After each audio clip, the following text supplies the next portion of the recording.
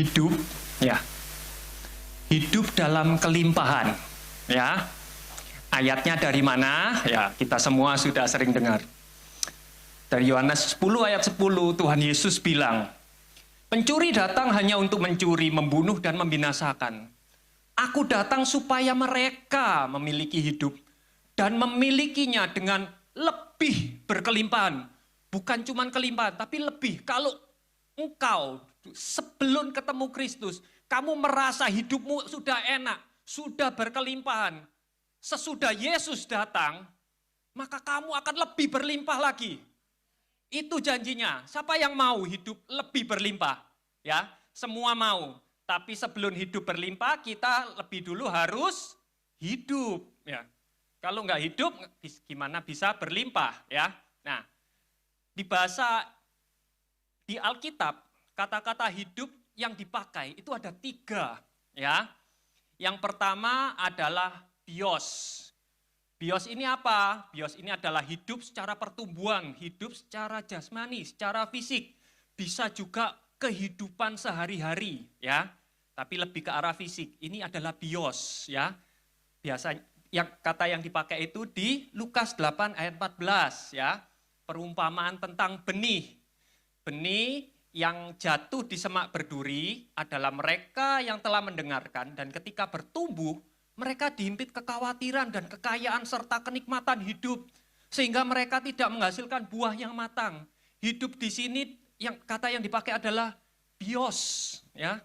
Bios jadi pertumbuhan, ya. Benih itu kalau bertumbuh itu bios.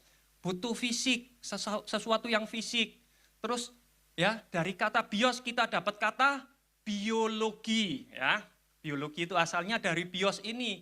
Ini tentang ilmu yang mempelajari gimana sih anatomi tubuh manusia, siklus kehidupan itu bagaimana. Ini kata yang dipakai adalah bios, kehidupan yang jasmani. Bisa juga dipakai untuk kehidupan sehari-hari, ya. Seorang prajurit yang sedang berjuang tidak dipusingkan dengan urusan-urusan kehidupan agar ia dapat menyenangkan orang yang telah memilihnya menjadi prajurit. Kata hidup di sini yang dipakai adalah sama bios. Jadi kehidupan sehari-hari, kita kerja, kita apa itu pakai kata bios. Bios ini jasmani, jadi ada hubungannya dengan kekayaan, ada hubungannya dengan kesehatan. Ini pakai bios semua, ya. Nah, kata kedua yang dipakai adalah suve.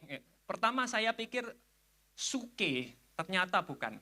Suve, ya, bacanya suve.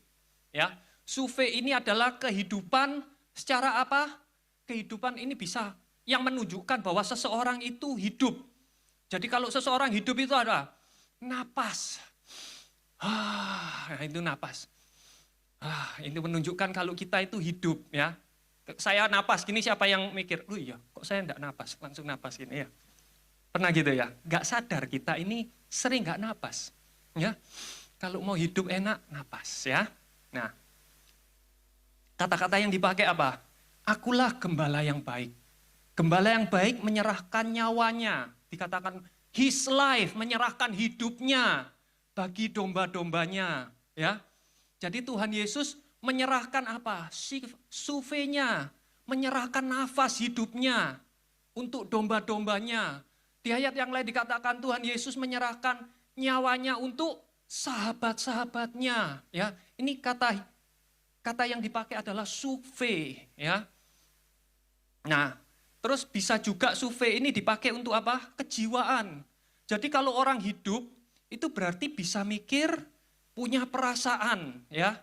Itu suve. Nah, dari kata suve kita pakai bahasa Inggris fisik. Jadi itu tentang kejiwaan, psikologi, ya. Psikologi itu dari kata suve, ya. Nah, di Alkitab dipakai di mana?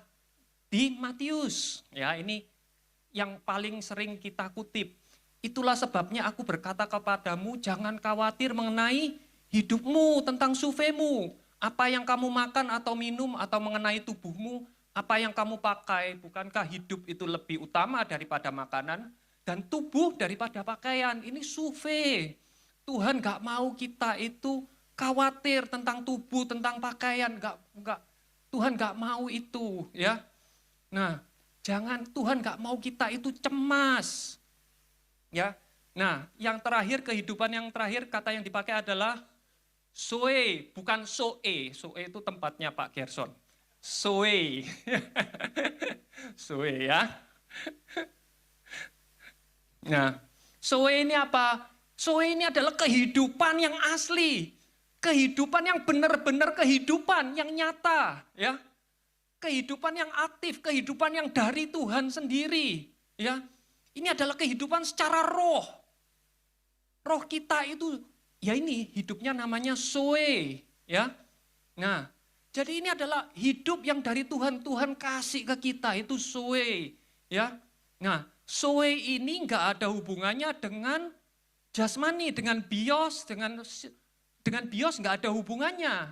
Karena apa? Ayat yang dipakai dikatakan, dia berkata lagi kepada mereka, waspadalah dan berjaga-jagalah terhadap ketamakan. Sebab hidup seseorang tidak tergantung pada berlimpahnya kekayaan yang menjadi miliknya.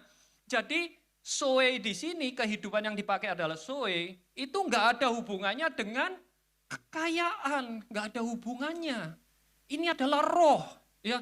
Roh itu enggak butuh materi, ya. Ini loh hidup Zoe itu. Nah, jadi walaupun kita ini kondisinya bagaimanapun, kita bisa hidup dengan sukacita karena ada Zoe, ada Tuhan dalam hidup kita. Ini loh kehidupan yang benar-benar hidup, ya. Jadi kalau kita mau hidup, itu hidup kita lengkap, ya. Kita harus punya 3 ini. Kita harus punya bios, ya. Harusnya suve, harus punya Zoe, punya tubuh, punya jiwa, punya roh, ya. Manusia itu harus punya 3 ini. Kalau enggak punya gimana? Kalau hilang 1, itu beda. Ini ada yang namanya Suster Bernadette, ya. Dia sudah mati, tapi kayak cuman tidur, ya. Mayatnya preserve. Nah, dia tubuhnya ada, ya, biosnya ada, kejiwaannya enggak ada, sudahan. Rohnya enggak ada. Dia cuman ada bios. Apakah bisa dibilang hidup? Bisa, ya. Nah, ini ada orang koma 33 tahun, ya. Dia punya bios, punya tubuh. Kejiwaannya ada? Enggak ada, ya. Nah, ini mereka bisa jalan, bisa bertemu, aktif, tapi nyembah setan. Apakah mereka hidup? Enggak. Mereka bisa napas, bisa gerak, tapi enggak punya Zoe. Ya, enggak lengkap. Kalau mau lengkap harus punya ketiganya itu. Ya. Nah, terus Tuhan Yesus bilang hidup lebih berlimpah. Siapa di sini yang merasa hidupnya sudah berlimpah-limpah? Siapa di sini yang enggak pernah bingung masalah keuangan, enggak pernah bingung masalah sakit penyakit, enggak pernah bingung masa depan itu gimana? Siapa yang itu? Belum ada yang berlimpah. Berarti Tuhan bohong. Atau kita yang salah. Kata hidup di sini yang dipakai adalah Zoe. Ingat tadi Zoe tidak ada hubungannya dengan materi. Enggak ada hubungannya dengan kekayaan. Ini adalah rohnya kita, kehidupan kita secara roh itu berlimpah-limpah. Itu yang dijanjikan Tuhan. Yohanes bilang, inilah janji yang dia janjikan kepada kita, yaitu hidup yang kekal. Hidup yang kekal di sini yang dipakai adalah Zoe. Zoe-nya kita ini loh yang kekal. Tuhan enggak pernah janji, kalau kita ikut dia, kita akan kaya secara materi. Kita akan sehat terus. Kita enggak akan bisa mati. Ya, tubuhnya kita enggak bisa mati. Ya, Tuhan enggak pernah janji itu. Kamu kalau ikut Tuhan enggak ada masalah. Masalah lewat semua. Tuhan enggak pernah janji. Tuhan janji dia selalu menyertai. Tapi dia enggak pernah janji kita enggak akan ada masalah. Ya, kenapa? Karena cara pandang kita sama Tuhan beda. Ya, kita memandang kalau berlimpah itu selalu materi. Sedangkan Tuhan bilang, yang berlimpah itu rohmu. Rohmu ini loh yang kekal, ya toh. Nah, hidup kekal itu apa definisinya? Ini loh hidup yang kekal, bahwa mereka mengenal Engkau satu-satunya Elohim yang benar, dan mengenal Yesus Kristus yang Engkau utus. Jadi pada saat kita kenal sama Tuhan, kita terima Yesus, kita ini sudah dapat hidup yang kekal. Kenapa? Soe-nya Tuhan itu ada pada kita. Ya, dikatakan ini loh soe. Soe aionos itu hidup kekal, soe. Nggak pakai bios, nggak pakai suve, tapi pakai soe. Dan pada saat kita terima Tuhan, Yesus sebagai Tuhan dan Juru Selamat kita, maka dikatakan kita ini adalah ciptaan baru. Jadi siapa yang ada dalam Kristus, ia adalah ciptaan baru. Yang lama sudah berlalu, sesungguhnya yang baru sudah datang. Yang baru apanya? Rohnya. Apakah kita sesudah terima Tuhan Yesus, kita langsung tubuh kita berubah, ciptaan baru? Enggak. Kita masih pakai tubuh kita sekarang. Apakah pikiran kita langsung berubah? Kita langsung nggak pernah mikir yang dosa-dosa lagi? Enggak. Yang baru apanya? Rohnya yang baru. Kita ini ciptaan yang baru. Roh kita ini baru. Roh kita ini bersatu. Sehingga dikatakan apa? Hidupku bukannya aku lagi. Tapi apa? Kristus yang hidup dalam aku. Hidup di sini yang dipakai apa? Zoe. Hidupnya Yesus. Rohnya Yesus itu hidup dalam kita. Manunggal dengan kita. Kita ini mengikat diri kita dengan roh, dengan Tuhan. Sehingga kita sama Tuhan itu jadi satu roh. Bukan tubuh kita jadi satu sama tubuhnya Tuhan, bukan.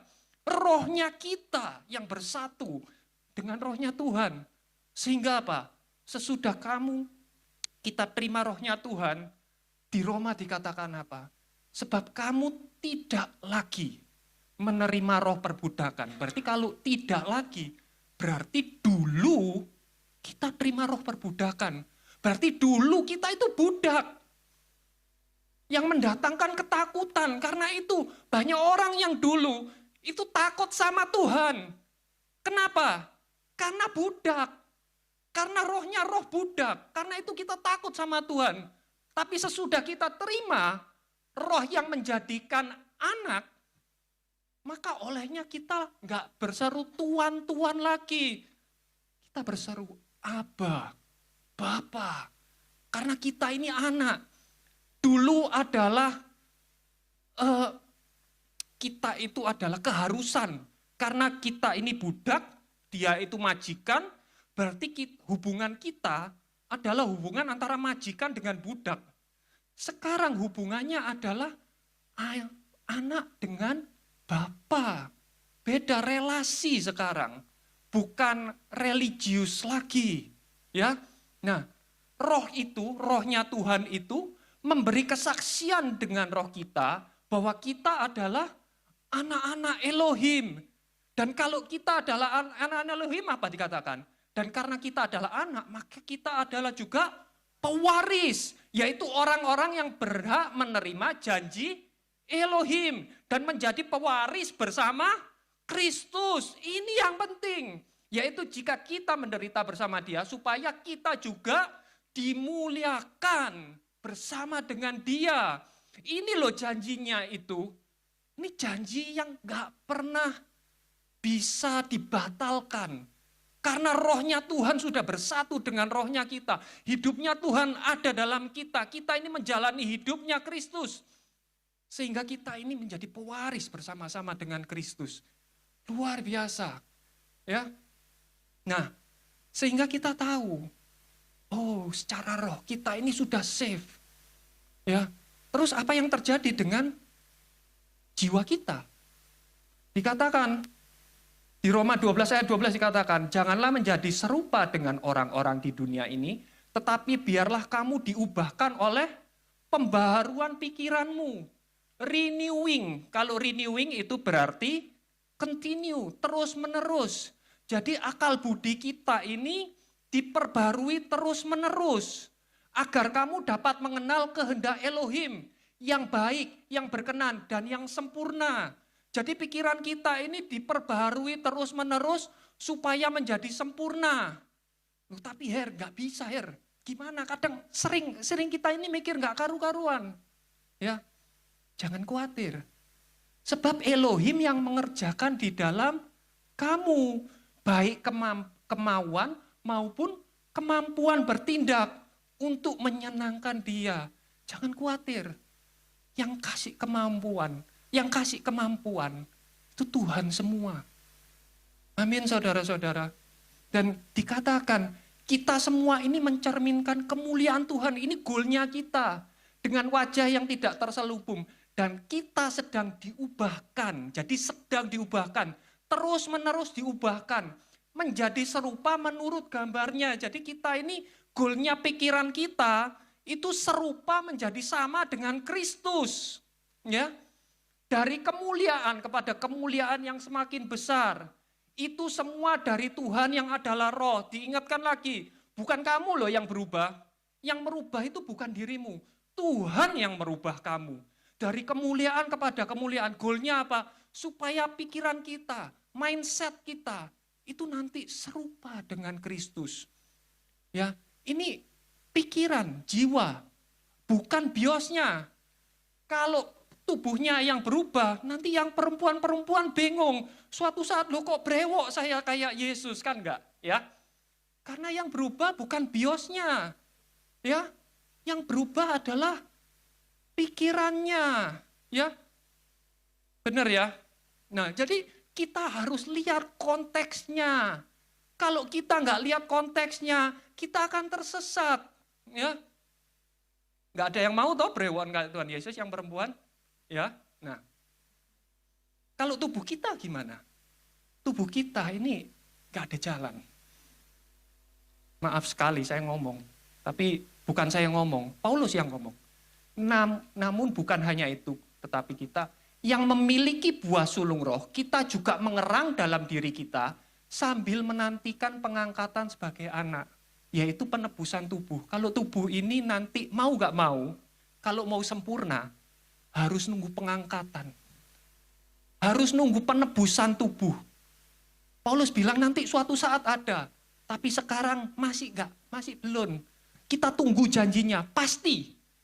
Pasti ada pengangkatan sebagai anak. Ya, penebusan tubuh itu ya dan amin. Ya, nah.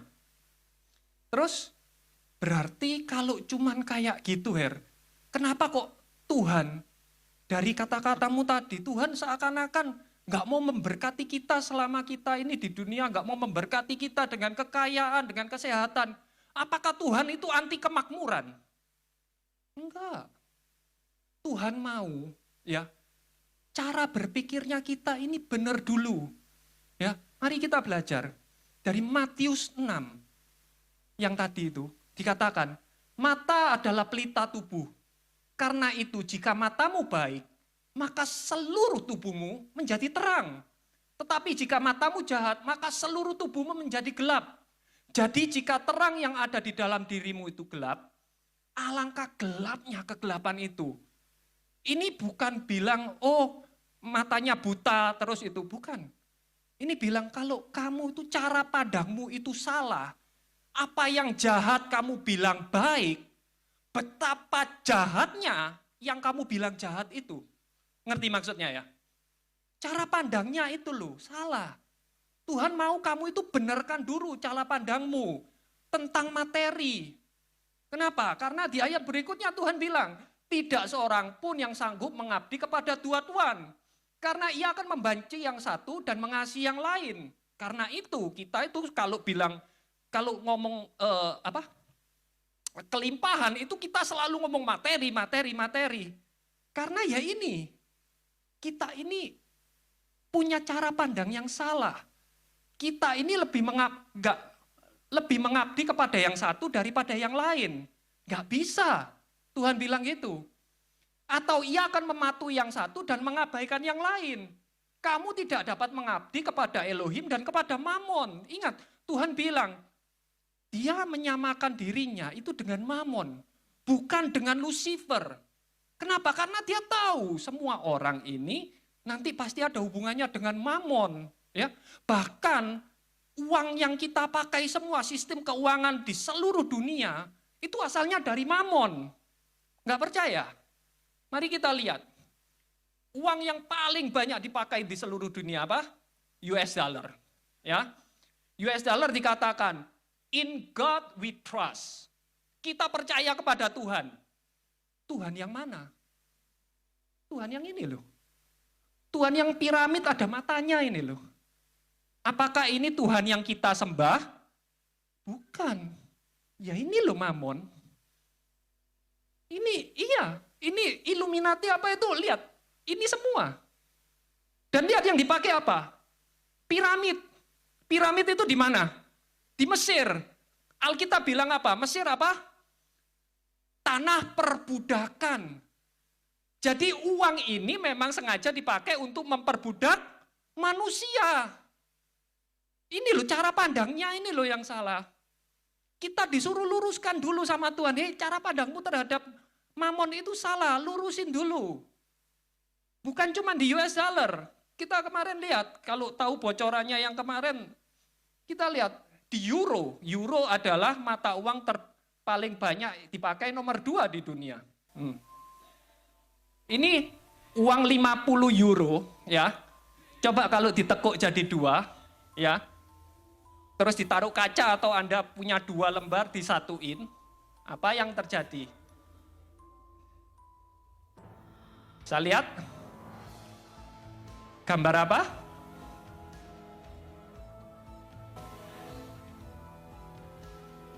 Gambar apa ini? Ini uang euro loh ya. Yang tadi US dollar, ini sekarang euro.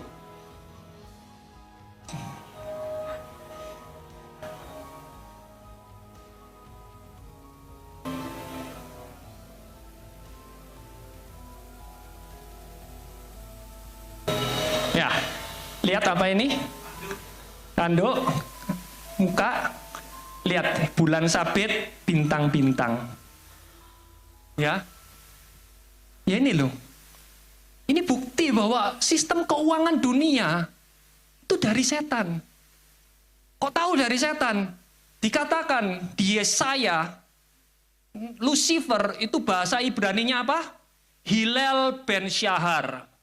Hillel itu apa? Hillel itu artinya crescent moon, bulan sabit. Shahar itu apa? Bintang terang, bintang pagi, morning star, ini loh, bintang pagi. Jadi nggak peduli namanya apa, kalau bulan sabit sama bintang, ya ini sumbernya sama semua, sama yang tadi. Bahkan ini kalau Anda lihat, ini apa dewa-dewa yang disembah oleh orang-orang di Timur Tengah zaman sebelum Kristus, itu ya ini. Hillel ben Shahar, Istar, semua pokok Anda lihat ada bulannya, sabitnya, ada bintangnya, ya ini. Sama semua. Namanya boleh ganti-ganti, tapi lambangnya mereka tetap. Ya, ngerti ya? Nah terus gimana Her? Terus gimana? Uang ini kita nggak usah pakai. Terus gimana? Kalau nggak pakai kasih saya, oke? Nah, ya, enggak. Tuhan nggak bilang tuh ini jangan. Tuhan bilang apa? Ikatlah persahabatan di antara kamu dengan menggunakan Mamon. Jadi Tuhan bilang cara pandangmu yang benar. Kamu jangan dipergunakan sama Mamon, tapi kamu gunakan Mamon itu. Ngerti ya? Ngerti bedanya? Kamu jangan mau diperbudak sama Mamon, kamu perbudak Mamonnya untuk keuntunganmu. Itu loh. Jadi Tuhan mau kita punya cara pandang yang benar dulu tentang uang ini. Maka dikatakan di ayat berikutnya, kembali ke Matius lagi. Itulah sebabnya aku berkata kepadamu, jangan khawatir mengenai hidupmu. Apa yang akan kamu makan atau minum. Atau mengenai tubuhmu. Apa yang kamu pakai. Bukankah hidup itu lebih utama dari makanan dan tubuh lebih penting dari pakaian. Nah Tuhan, di sini Tuhan mau meluruskan pandangan kita tentang hidup, pakaian, dan lain-lainnya. Ya, hidup di sini yang dipakai tadi bilang apa? Suve. Bukan bios. Suve, Tuhan nggak mau. Kita ini kepikiran terus masalah uang. Ya, kita mungkin nggak kerja, tapi pikiran kita dipenuhi sehingga kita nggak bisa rest, kita gelisah terus. Ya, itu yang Tuhan nggak mau. Nah, Dari sudut pandang Tuhan, Tuhan bilang apa? Yang penting itu apa? Hidup dan tubuh. Tapi dari sudut pandang manusia, Tuhan ya hidup tok. Makan gak bisa, minum gak bisa, gak punya uang, gak punya rumah, di bank tabungan kosong. Hidup model apa itu Tuhan, benar gak? Itu sudut pandang, yang sebelah kanan sudut pandang manusia, yang sebelah kiri ini sudut pandangnya Tuhan. Tuhan bilang, yang paling penting itu tubuh. Kita bilang apa? Enggak Tuhan, pakaian penting Tuhan, harus merek Tuhan. Perhiasan Tuhan, kalau enggak pakai perhiasan enggak enak Tuhan, siapa yang mau lihat? Kalau sekarang enggak pakai jam tangannya enggak merek, gimana Tuhan? Zaman sekarang enggak punya handphone Tuhan, kalau enggak pakai iPhone, aduh pakai punyanya Cina, malu Tuhan. Kalau enggak punya jabatan sekarang ini, apa kata dunia Tuhan? Benar ya? Tuhan bilang hidup sama tubuh. Manusia lebih penting yang kanan. Ya, terus sama Tuhan, mulai Tuhan kasih perbandingan untuk membenarkan cara pandangnya manusia ini loh. Perhatikan burung-burung di udara. Mereka tidak menabur, tidak pula menuai, bahkan tidak mengumpulkan ke dalam lumbung. Nggak kerja, nggak punya tabungan, ya. Namun Bapamu di surga memeliharanya. Bukankah kamu jauh lebih berharga dari burung-burung itu? Ya, kita lihat burung dibandingkan manusia lebih berharga manusia. Kalau burung aja nggak perlu kerja, nggak perlu nuai, nggak perlu nabur, nggak perlu punya tabungan, masih dipelihara. Apalagi kita. Terus sama Tuhan dibandingkan lain lagi. Terus Tuhan bilang apa? Siapakah dari kamu yang menjadi khawatir? Kalau dengan khawatir sanggup menambah sejengkal saja pada umurnya. Kalau di bahasa Inggrisnya lebih jelas. Siapa di antara kamu kalau kamu gelisah, kamu kepikiran, kamu bisa tambah tinggi 1 kil. 1 jengkal 1 kil. Gak ada. Masalah itu kamu pikiri gak mungkin selesai. Apakah kita bisa punya masalah terus dipikiri, terus tiba-tiba selesai? Gak ada ceritanya seperti itu. Benar? Tuhan gak mau. Ngapain kamu pikir seperti itu? Gak mungkin menyelesaikan masalah. Tambah nambah masalah karena kesehatanmu terganggu. Ya. Nah, terus Tuhan kasih perumpamaan yang lain untuk tubuh. Dan mengapa kamu khawatir tentang pakaian? Perhatikan bagaimana bunga bakung di padang tumbuh. Mereka tidak bekerja keras ataupun memintal. Bunga bakung itu kayak gini loh. Lily of the valley, Anda lihat begitu cantik, begitu indah. Dia nggak desain dirinya sendiri, nggak memintal supaya bisa jadi bagus, enggak. Tuhan yang buat semuanya. Ya. Tetapi aku berkata kepadamu, bahkan Salomo, yang katanya orang paling kaya dalam sejarah manusia, dalam segala kemuliaannya, Salomo dalam puncak kejayaannya, ia tidak berpakaian sebaik salah satu dari bunga itu. Salomo sama ini katanya Tuhan gak ada apa-apanya. Salomo mungkin bajunya bisa lapis emas, bisa ada berliannya ada apa, tapi katanya Tuhan gak ada apa-apanya sama ini. Dan kalau bunga lili itu, jika Elohim yang sedemikian rupa mendandani rumput di ladang, yang hari ini ada dan besok dilempar dalam perapian, kalau bunga walaupun bagusnya kayak apa, kalau layu ya udah dibuat menjadi kayu bakar. Tidakkah dia akan lebih lagi mendandani kamu, hai orang yang kurang percaya. Di bahasa Inggrisnya dikatakan, oh ye little faith, hai kamu yang gak punya iman, or kamu yang imannya kecil. Jadi kalau kita kepikiran terus, berarti kita ini gak percaya sama Tuhan, gak percaya sama pemeliharaannya Tuhan. Ini Tuhan yang ngomong loh, bukan saya loh. Ya, Tuhan yang ngomong ya, jangan marah sama saya, oke? Sebab itu janganlah khawatir dengan berkata, apakah yang akan kami makan, ataupun apa yang kami minum, apakah yang akan kami pakai. Jangan sampai gelisah, kepikiran seperti itu terus menerus. Ya, semua itu dicari orang-orang yang enggak mengenal Elohim. Tetapi Bapamu yang di surga tahu bahwa kamu membutuhkan semua hal itu. Semua hal apa? Ya ini loh. Semua ini dicari bangsa. Orang Kristen, orang ateis, orang Buddha, semua cari yang sebelah kanan ini. Benar? Tuhan tahu. Tuhan tahu, Bapamu tahu kamu juga butuh.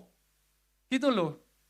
Tapi carilah dahulu kerajaan Elohim dan kebenarannya. Maka semua itu akan ditambahkan kepadamu. Cari dulu kerajaan Elohim. Cari dulu Yesus. Kerajaan Elohim adalah Yesus. Cari dulu Yesus. Cara pandangmu akan benar dulu. Maka semuanya itu nanti apa? Ditambahkan. Ini bonus. Ya, ini yang utama itu hidup dan tubuh. Yang sebelah kanan ini bonus. Kalau ada syukur, nggak ada nggak apa-apa, nggak mempengaruhi yang sebelah kiri. Ya, ini semua bonus. Tapi sudut pandang manusia, ini yang utama, ini yang bonus. Kebalik. Ini loh sudut pandang manusia itu kebalik, sama Tuhan beda. Benar? Nah ini. Nah itu baru ditambahkan. Jadi ini bonusnya. Ya. Nah, sebab itu janganlah khawatir akan hari esok. Karena hari esok mempunyai kekhawatirannya sendiri. Kesusahan sehari cukuplah sehari. Tuhan mau kita hidup sekarang ini. Jangan sedih, jangan ketakutan akan masa lalu. Aduh, aku dulu begini, dulu begitu, dulu begini. Hei, itu sudah berlalu. Kamu pikiri nggak akan merubah masa lalu. Nggak ada yang bisa mengubah. Nggak akan bisa apa-apa. Jangan ketakutan, jangan cemas akan masa yang akan datang besok. Tuhan nggak bilang kamu jangan buat planning, bukan loh ya. Tuhan bilang kamu buat planning nggak apa-apa, jangan kamu pikiri. Kamu simulasikan, waduh nanti kalau nggak berhasil gini gimana, nanti kalau gini. No, planning boleh, jangan dipikiri. Kamu hidup untuk sekarang. Nikmati yang sekarang. Kesusahan sehari cukup untuk sehari. Besok apa? Dijalani lagi. Jangan dipikiri. Belum tentu apa yang kamu takutkan itu yang terjadi. Belum tentu. Amin saudara-saudara. Nah ini loh. Tuhan itu mau cara pandang kita benar dulu. Ya. Dan kenapa kok Tuhan itu seakan-akan lebih materi itu tidak penting bagi Tuhan. Karena Tuhan bisa lihat masa depan. Karena bumi dan isinya akan hangus terbakar. Semua yang kita lihat semua ini suatu saat akan hangus. Dikatakan tetapi hari Tuhan akan datang seperti pencuri di malam hari. Pada saat itu langit akan lenyap. Disertai suara gemuruh. Dan benda-benda langit akan meleleh oleh panas yang membara. Juga bumi dan segala yang ada di dalamnya akan terbakar habis. Jadi materi semua ini sementara. Apalagi manusianya. Dikatakan umur manusia ini berapa sih? Paling 70, 80. Ya. 80, lebih dari itu bonus. Tapi berapa sih? Sementara. Kebanggaannya apa? Susah payah dan kesia-siaan. Karena berlalunya begitu cepat. Dan kami melayang lenyap. Di hadapan Tuhan 1 hari 1000 tahun. Kita ini hidup berapa jam sih di hadapan Tuhan? Sementara. Karena itu Tuhan tidak terlalu peduli sama bios ini, sama materi, sama tubuh ini. Karena apa? Karena sementara. Tuhan lebih tertarik sama yang kekal. Apa yang kekal? Rohmu, zoemu. Itu Tuhan yang lebih tertarik. Kenapa? Karena suatu saat kita semua cuma ada 2 pilihan. Kita mau memerintah selama-lamanya bersama dengan Kristus, ya, atau disiksa dalam lautan api selama-lamanya. Pilihannya cuma 2. Gak ada pilihan ketiga, Tuhan, tengah-tengah ada enggak? Gak bisa dinego ini. Ini kekal dan Tuhan gak mau kalau kita itu binasa. Dikatakan Tuhan tidak pernah terlambat menggenapi janjinya, meskipun beberapa orang menganggapnya lambat tentang end times. Namun sebaliknya ia sabar. Kenapa kok sabar? Dia sabar terhadap kita karena dia tidak menghendaki seorang pun binasa. melainkan supaya semua orang bertobat. Jadi Tuhan ini pengennya semua orang ini masuk surga, memerintah bersama-sama dengan Dia. Jangan sampai disiksa di neraka selama-lamanya bersama dengan iblis. Tuhan nggak mau. Tuhan lebih care sama apa yang kekal, rohnya kita. Ya. Dan untuk roh, Tuhan ini sukacita. Kalau ada orang yang bertobat, Tuhan ini sukacita banget. Di Lukas dikatakan, aku berkata kepadamu, demikian juga akan ada sukacita, joy. Sukacita itu kadang bisa happy, bisa joy. Kalau happy itu cuman, ya pokok seneng, hatinya lagi seneng. Tapi kalau joy itu diperlihatkan, diekspresikan. Kalau joy, kalau kayak Pak Gerson, kalau di sini nyembah itu jingkrak-jingkrak, itu lo joy lo.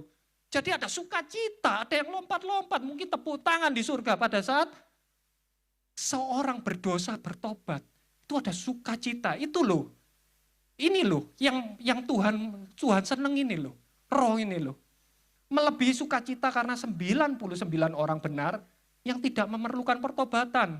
Dan diulang lagi di ayat yang ke-10. Demikian pula aku berkata kepadamu, sukacita akan terjadi di hadapan para malaikat Elohim. Siapa yang ada di hadapan para malaikat Elohim? Tuhan sendiri. Jadi Tuhan bersukacita, Tuhan joy. Karena satu orang berdosa bertobat. Loh, kita semua itu begitu berharga bagi Tuhan. Gak peduli kamu itu kondisimu seperti apa, kondisi keuanganmu seperti apa, fisikmu seperti apa. Mungkin kamu merasa, loh Tuhan aku ini gak berharga, aku gak kaya, aku gak bisa kasih persembahan banyak. Tuhan aku punya keterbatasan fisik, aku gak bisa melayani engkau. Bagi Tuhan, Tuhan gak care. Tuhan lebih tertarik lihat rohmu. Tuhan lebih tertarik pada apa yang kekal daripada apa yang sementara. Ya, karena itu sekarang sesudah kita tahu cara pandang kita benar. Siapa yang merasa, siapa yang tahu kalau kita ini sekarang hidup berkelimpahan. Kita ini sudah hidup berkelimpahan. Gak peduli kondisi keuanganmu bagaimana, kondisi tubuhmu bagaimana. Tapi roh kita sudah berlimpah-limpah bersama dengan Kristus. Amin. Nah, untuk nutup, saya mau kita semua baca ayat ini bersama-sama. Ini adalah janji. Ini adalah kelimpahan yang Tuhan janjikan kepada kita di surga nanti. Nah, karena itu mari kita baca sama-sama ya. Kolose 3 ayat 1-4. Saya ambil dari IMB. Mari kita baca bersama-sama. Karena itu, jika kamu telah dibangkitkan bersama Kristus, carilah hal-hal yang di atas, di tempat Kristus berada, duduk di sebelah kanan Elohim. Pikirkanlah hal-hal yang di atas, bukan hal-hal yang di bumi. Sebab kamu sudah mati dan hidupmu tersembunyi bersama Kristus dalam Elohim. Jika Kristus yang adalah hidup kita kelak dinyatakan, maka kamu juga akan dinyatakan dalam kemuliaan bersama Dia. Amin. Wow. Itu loh, ini janji yang kita selalu pegang. Begitu berharganya kita ini di hadapan Tuhan. Dikatakan Tuhan mengukir kita di tangannya. Supaya Tuhan itu ingat. Kenapa? Karena kita begitu berharga di matanya. Mari.